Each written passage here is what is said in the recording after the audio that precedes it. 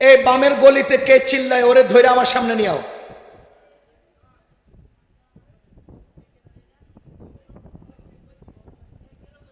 ধৈরা এখানে আইনা কান্দরে উঠবস করামো। কিন্তু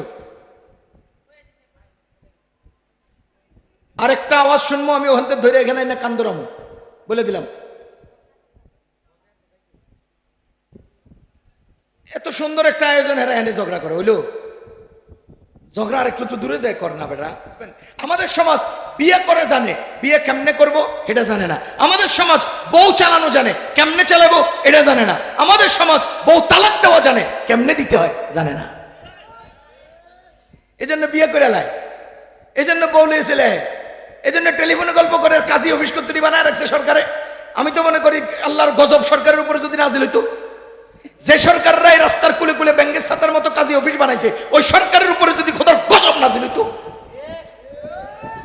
মা বাবার সম্মান ইজ্জত সব ধ্বংস করে ছেলে মেয়েরা মা বাবার কপালে চুনকালি মাইখা কাজী অফিসে যায়। কাজী অফিসে ছোট্ট ছোট্ট দাড়িওয়ালা হুজুর কর্তুরি বসে রয়েছে, হেঁটে খালি বইয়া বইয়া আহে না কে, আহে না কে, ফোলা মাইয়া আহে না কে, আরে আহে না কে। 7 লাখ টাকা যদি কাবিন হয়, প্রত্যেকটা কাবিনের মধ্যে আমি একটা পার্সেন্টেজ তো নিতে পারবো, পার্সেন্টেজ নিতে পারবো। এই অপেক্ষায় দোয়া করতে থাকে, ফোলা মাইন ফলায় ফলা আহে না কে। ওই যে কোটিপতি এমপি সাহেব মন্ত্রী সাহেবরা বর্ষাকাল আইলে, তুফানের সিজন আইলে, তখন তারা এয়ার কন্ডিশন রুমে বসে বসে দোয়া করে, আল্লাহ একটা সিডর দেন, আল্লাহ একটা তুফান দেন না, ও আল্লাহ একটা তুফান দেন, তুফান দেন না, আল্লাহ একটা তুফান দেন। কিরে এয়ার কন্ডিশনে বসে বসে তুফান চাই কে? ওই যে নদীর কুলের বাড়িঘর ভাঙবে, এটার ছবি তুললে বিদেশ থেকে ত্রাণ আনবে, আর এয়ার কন্ডিশনে বসে বসে গুনতে থাকবে। সোরার ঘরের সোরা এয়ার কন্ডিশনে বইয়া তুফান চায় কেন? বিপদগ্রস্ত মানুষগুলোকে দেখাইয়া ইনকাম করবো। এই কাজী অফিসের কাজীরা এরাও পোলাবাইন বলায় আহে না কে? কেন? এয়ার কন্ডিশনে লাগায়া হ্যাঁ বসে থাকে। ওরা আইবো, 2 জন সাক্ষী আনবো, এরপরে কাবিনের অংশ পাবো। এর লেগে হ্যাঁ দোয়া করে পোলাবাইন পলায় না কে। খোদার কসম, সরকার যদি কাজী অফিস না বানাইয়া ডান্ডা অফিস বানাইতো, যেখানেই ছেলে মেয়েদের অবাধ চলাচল, যেখানেই ছেলে মেয়েদের অবৈধ সম্পর্ক, পিটাইয়া চামড়া সোজা করে পাশা লাল করে বাপের কাছে পাঠাইতো, সমাজের কোনো মা বাবার ইজ্জত নষ্ট হইতো না। আজকে তো তামাশা বানায় ফেলছে, বিয়ে শাদীর তামাশা বানায় ফেলছে, বিয়ে শাদী তামাশা বানায় ফেলছে। এই যে এখন আজকে একটা রিপোর্ট আজকে আস্তে আস্তে দেখলাম, এক মুফতি কি মামুনুর রশিদ কাসেমি নাকি নাম, ফাজিল, যা করছে যা করতেছে পুরা আলেম সম্প্রদায়কে সম্মানহানি করেছে। এটার ইতিহাস বিস্তারিত বাইর করিয়া কোমর পর্যন্ত গাড়াইয়া মামুনুল কি জানি মামুনুর রশিদ কাসেমিরে পাথর মাইরা হত্যা করা ফরজ হয়ে গেছে। এমন সব অপরাধ সে করছে। এ ভাই বারবার এখানে আওয়াজ, বারবার এখানে একবার উঠেবেন নামাবেন, এখানে উপস্থিতি একটু মানে একাগ্রতার মধ্যে ব্যাঘাত তৈরি হয়, হয় না? আমার জায়গায় আপনি হলে হইতো না? হয়। আমরা কি আমাদের সন্তানদেরকে দিন শিখাবো, দিনের ইলম শিখাবো ঐক্যবদ্ধভাবে একত্রে, না আলাদা আলাদা? ও মুসলমান, আল্লামা আহমদ শফী সাহেব রহমতুল্লাহ আলাইহি ওই যে ক্লাস 5 এর উপরে মেয়েদেরকে স্কুলে একত্রে পড়ার সুযোগ দিবেন না, এই বক্তব্য যখন দিয়েছিলেন, দেশের সমস্ত সবুজ হলুদ হলুদ হলুদ মিডিয়ারা আমাদের আল্লামা আহমদ শফী সাহেবের বিরুদ্ধে অবস্থান গ্রহণ করেছে। আহমদ শফী সাহেব বলেছিলেন যে তোমাদের মেয়েদেরকে ক্লাস 5 এর পরে ছেড়ে দিও না, তাহলে কিন্তু মা বাবা চিনবে না, তারা কিন্তু হাত ধরে অন্যত্র চলে যাবে। এটা সুস্পষ্ট বক্তব্য আমাদেরও, আজীবনের বক্তব্য আমাদেরও। নারী পুরুষ একত্রে পড়ালেখার সুযোগ ইসলামে নাই। নারী আর পুরুষের একত্রে লেখাপড়ার সুযোগ ইসলামে নাই। যদিও মিডিয়ারা প্রোপাগান্ডা চালিয়ে আহমদ শফী সাহেব সম্পর্কে বলেছিলেন যে আহমদ শফী সাহেব শিক্ষা বিরোধী, আলেমরা শিক্ষা বিরোধী, আমি বুকে হাত দিয়ে আল্লাহকে সাক্ষী রেখে বলছি ওলামায়ে কেরাম শিক্ষা বিরোধী নন। ওলামায়ে কেরাম তোমাদের শিক্ষার সিস্টেম বিরোধী। শিক্ষা বিরোধী না শিক্ষার সিস্টেম বিরোধী? এ ভাই, আমাদের কোরআনের যখন নাজিল হয়েছে প্রথম শব্দ কি? ইকরা। প্রথম শব্দ কি? এবার আপনারা বলেন ইকরা মানে কি? তো যে কোরআনে বলে পড়ো, সেই কোরআনের বাহক আলেমরা পড়া বিরোধী হবে? ইকরা ওয়া রাব্বুকাল আকরাম আল্লাযী আল্লামা বিল কলম, ওই আল্লাহর নামে তোমরা পড়ো যিনি তোমাদেরকে কলম দিয়ে শিক্ষা দেন। তো কলমের কাজ কি? লেখা। ইকরা এর কাজ কি? পড়া। কলমের কাজ কি? লেখা। যেই প্রথম আয়াত 5টার মধ্যে লেখা আর পড়ার কথা আছে, সেই 5 আয়াতের ধারক ওলামায়ে কেরাম লেখাপড়া বিরোধী হবেন? হতেই পারে না। তাহলে আমরা কি লেখাপড়া বিরোধী না তোমাদের সিস্টেম বিরোধী? এটা বুঝার জন্য একটা উদাহরণ বুঝেন। আমাদের আল্লাহ প্রত্যেক নারীকে জন্মগত সতীত্বের মর্যাদা দিয়েছেন। সৃষ্টিগতভাবে কিসের মর্যাদা দিয়েছেন? সতীত্বের। আর আমাদের আল্লাহ জন্মগতভাবে প্রত্যেক পুরুষকে চরিত্রের মর্যাদা দিয়েছেন। কিসের মর্যাদা? পুরুষের চরিত্রের মর্যাদা, মহিলাদের সতীত্বের মর্যাদা কে দিয়েছেন? মানুষ হাসিল করেছে না আল্লাহ দিয়েছেন? কথা বুঝেন। চরিত্রের মর্যাদা, পবিত্রতার মর্যাদা, এটা কি আল্লাহ দিয়েছেন না মানুষ হাসিল করেছে? আল্লাহ তাআলা প্রত্যেক পুরুষকে সৃষ্টিগতভাবে জন্মগতভাবে চরিত্রের পবিত্রতা দিয়েছেন। পুরুষের চরিত্রের পবিত্রতা অথবা পরিচ্ছন্নতার মর্যাদা আল্লাহ দিয়েছেন না? নারীদেরকে আল্লাহ পবিত্রতার মর্যাদা দিয়েছেন না? আচ্ছা আপনারা বলেন, এটা কি মানুষ নিজে অর্জন করেছে না আল্লাহ দান করেছেন? এটা কি 10 বছর বয়সে পাইছে না জন্মগতভাবে? আচ্ছা এবার বলেন, আমাদের শিক্ষার একটা মর্যাদা অর্জন করতে হয়, এটা আল্লাহ দেন না, এটা অর্জন করতে হয়। শিক্ষার মর্যাদা আল্লাহই দেন না হাসিল করতে হয়? আর পবিত্রতার মর্যাদা আল্লাহ দেন না অর্জন করতে হয়? আল্লাহ দেন। এবার আমি আপনাকে জিজ্ঞেস করি, শিক্ষার মর্যাদা 10 তলার ছাদের উপর, কয় তলার? 10 তলার ছাদের উপর। আমার কাছে পবিত্রতা আছে, সচ্চরিত্রের পবিত্রতা, আমার কাছে পরিচ্ছন্নতার মর্যাদা, আমার আরেক বোনের কাছে পরিচ্ছন্নতা সতীত্বের মর্যাদা, এটা আল্লাহ প্রদত্ত দেওয়া। এখন আল্লাহ, আমরা জনগণ আমাদের শিক্ষার মর্যাদা হাসিল করতে হবে। তো 10 তলার ছাদের উপরে শিক্ষার মর্যাদার বস্তা আছে। আমি ছেলেকে বললাম, ও ছেলে তুমি তোমার সিঁড়ি দিয়ে উঠো, উঠে তোমার শিক্ষার মর্যাদা অর্জন করো। ও মেয়ে তুমি তোমার সিঁড়ি দিয়ে উঠো, তোমার মর্যাদা তুমি অর্জন করো। আপনাদের বিবেককে জিজ্ঞেস করতে চাই, মেয়েদের সিঁড়ি দিয়া মেয়েরা যদি উঠে শিক্ষার মর্যাদা অর্জন করে, তার চরিত্রের মর্যাদা ধ্বংস হবে না, সতীত্বের মর্যাদা ধ্বংস হবে না? ছেলেদেরকে যদি ছেলেদের সিঁড়ি দিয়ে উঠে শিক্ষার মর্যাদা অর্জন করতে দেওয়া হয়, তার চরিত্রের মর্যাদা ধ্বংস হবে না? পক্ষান্তরে দুইজনকে যদি একই সিঁড়ি দিয়ে উপরে উঠতে দেওয়া হয়, যে তোমাদের ছাদের উপরে শিক্ষার মর্যাদা আছে, নিয়ে আসো, খোদার কসম 7ম সিঁড়িতে দুজনে ধাক্কা লেগে চরিত্রের পবিত্রতার মর্যাদা ধ্বংস হবে। খোদার কসম, যেখানে পবিত্রতা ধ্বংস হয় শিক্ষার মর্যাদাকে আমরা লাথি মারি। চরিত্রের মর্যাদা ধ্বংস করে শিক্ষার মর্যাদার প্রয়োজন নাই আমাদের। চরিত্রের মর্যাদা ধ্বংস করে শিক্ষার মর্যাদার প্রয়োজন নাই। আল্লাহ প্রদত্ত পবিত্রতার মর্যাদা রক্ষা পাক, লেখাপড়ার দরকার নাই। 2 2 4 এর শিক্ষাও যদি তার ইজ্জত বাঁচায় যথেষ্ট। ইজ্জত বাঁচায় ধ্বংস কইরা MBBS হওয়ার দরকার নাই, ইজ্জত ধ্বংস কইরা বড় শিক্ষিত হওয়ার দরকার নাই। সুতরাং আমরা উলামায়ে কেরাম তোমাদের শিক্ষার বিরোধী নই, আমরা উলামায়ে কেরাম তোমাদের শিক্ষার সিস্টেমের বিরোধী। সিস্টেম আলাদা করো, মেয়েদেরকে মেয়েদের অঙ্গনে দাও। তোমরা ঢাকা ইউনিভার্সিটির সবগুলো হলের মেয়েদেরকে নিরাপত্তা দিতে পারো না, তোমরা ইডেন মহিলা কলেজের মেয়েদের চরিত্রের মর্যাদা রক্ষার, পবিত্রতা মর্যাদা রক্ষার পরিপূর্ণ নিরাপত্তা দিতে পারো না, তাহলে সেখানে তোমাদের এই সিস্টেমকে আমরা কিভাবে সাপোর্ট করতে পারি? এই জন্য মুসলমান, আমার সুস্পষ্ট কথা হলো, নারীদেরকেও শেখাতে হবে, ছেলেদেরকেও মেয়েদেরকেও শেখাতে হবে, ছেলেদেরকেও শেখাতে হবে, নারীদেরকেও শিখতে হবে, পুরুষদেরকেও শিখতে হবে।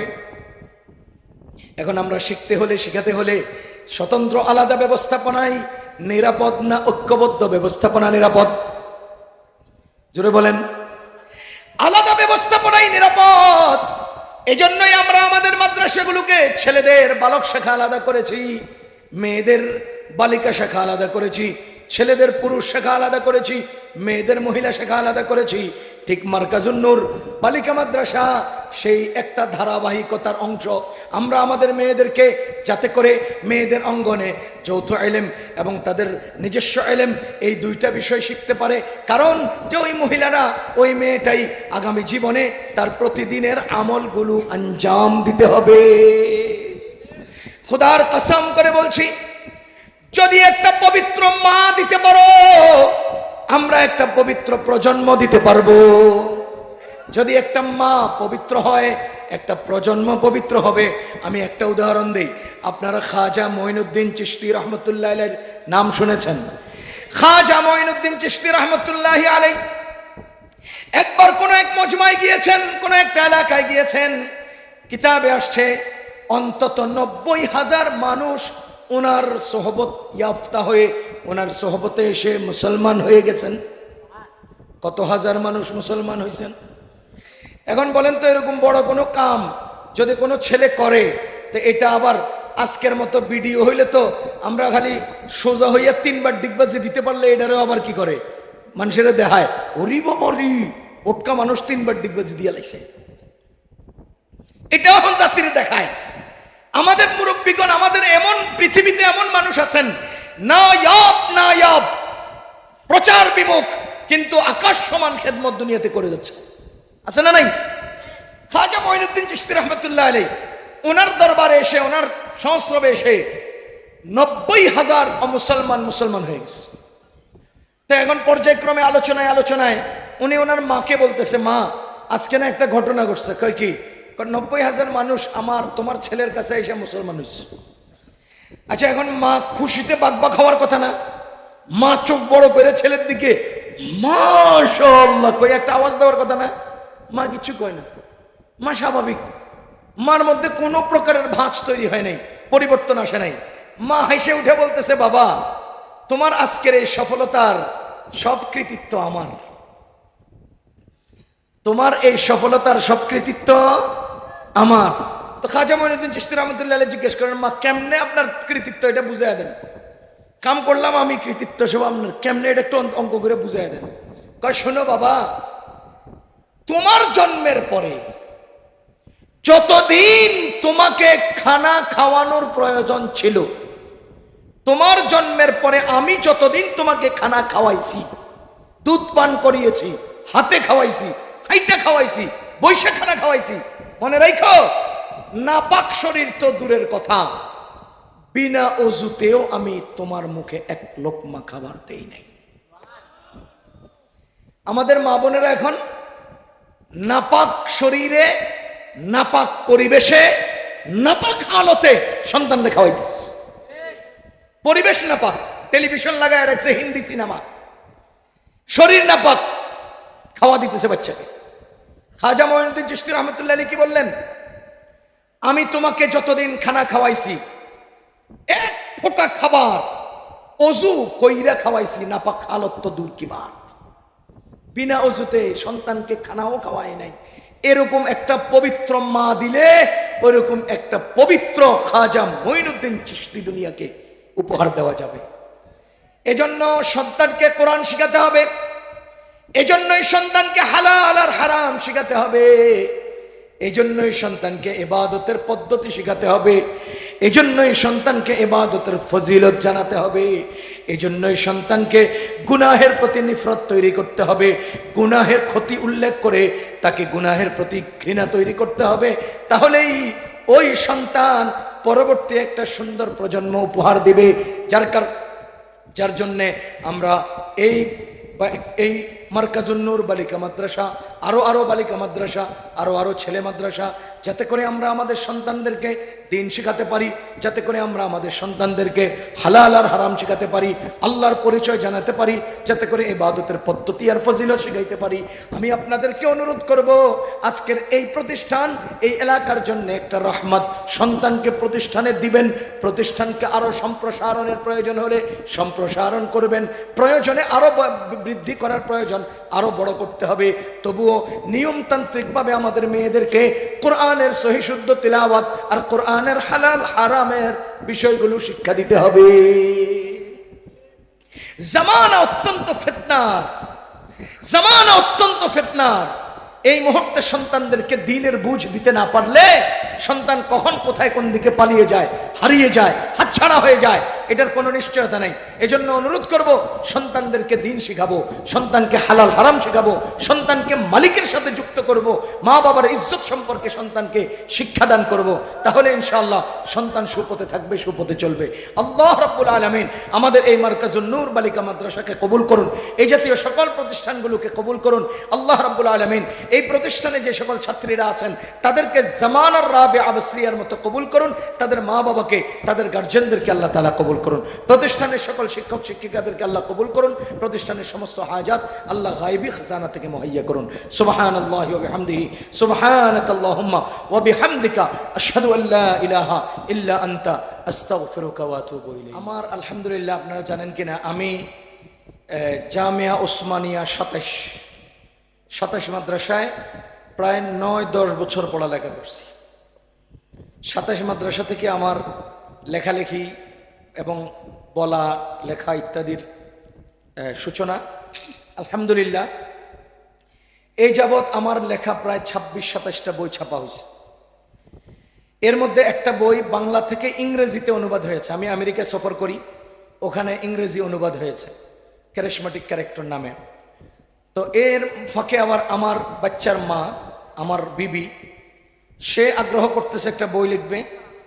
তো তার আগ্রহের ভিত্তিতে একটা বই আসছে 500 টাকা, আর আলাদা আলাদা যদি কেউ নিতে চান 200, 100 এভাবে নিতে পারেন। যদি কারো আগ্রহ তৈরি হয়, মুনাজাতের পরে সংগ্রহ করবো ইনশাআল্লাহ। আল্লাহ আমাদের সব কাজকে দ্বীনের জন্যে এবং উম্মতের উপকারের জন্য কবুল করুন।